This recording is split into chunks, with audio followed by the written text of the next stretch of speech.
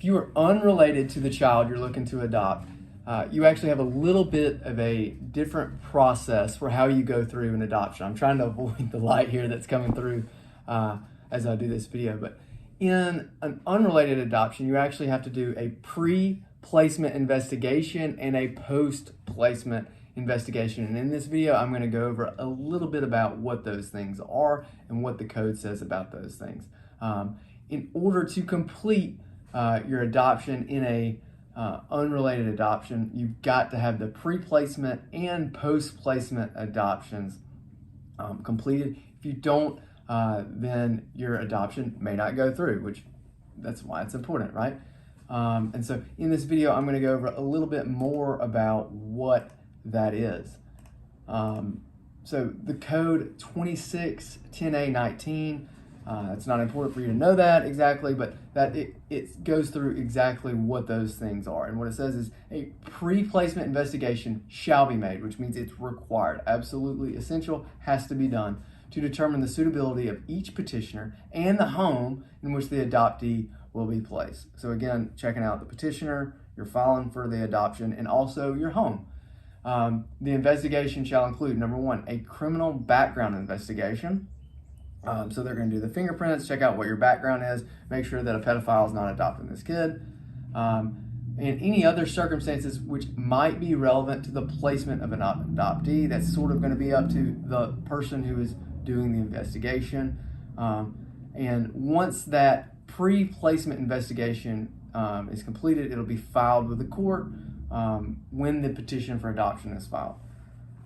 Next, an individual or couple may initiate a pre-placement investigation by request directly through DHR or a licensed child placing agency, or by filing a request with the probate court. Normally, if you're doing an adoption with me, a private attorney, we're going to file a request with the probate court. We've got a couple of different names of people that we normally choose that we can refer to get that done.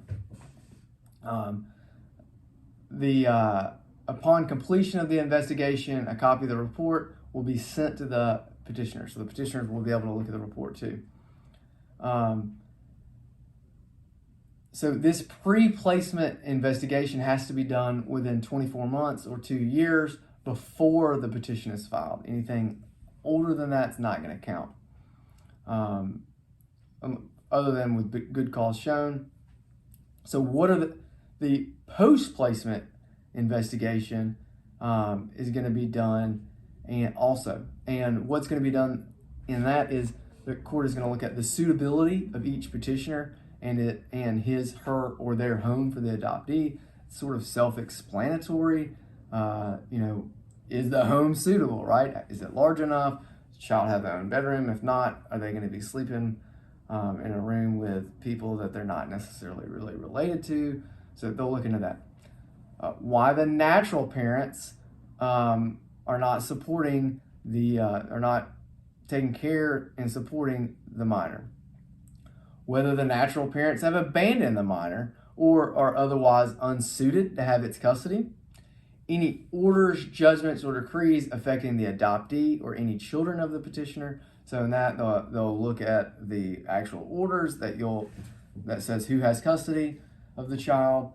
They'll look at any property owned by the adoptee.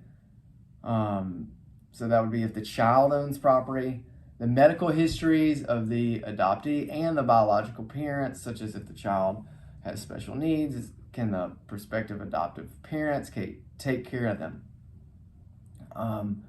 And similarly for the adoptive parents, do they have health issues that makes it to where they can't necessarily take care of the child? The criminal background investigations, again, they're going to look and make sure you can get that done. And you also have to provide to the court the costs and expenses connected with the adoption, including how much the attorney fees are, how much you paid for the pre- and post-placement investigation, your criminal background, the court costs, all those things are revealed to the court. And also, this kind of gives discretion to the person doing the post-placement investigation or any other circumstances which may be relevant to the placement of the adoptee with the petitioners.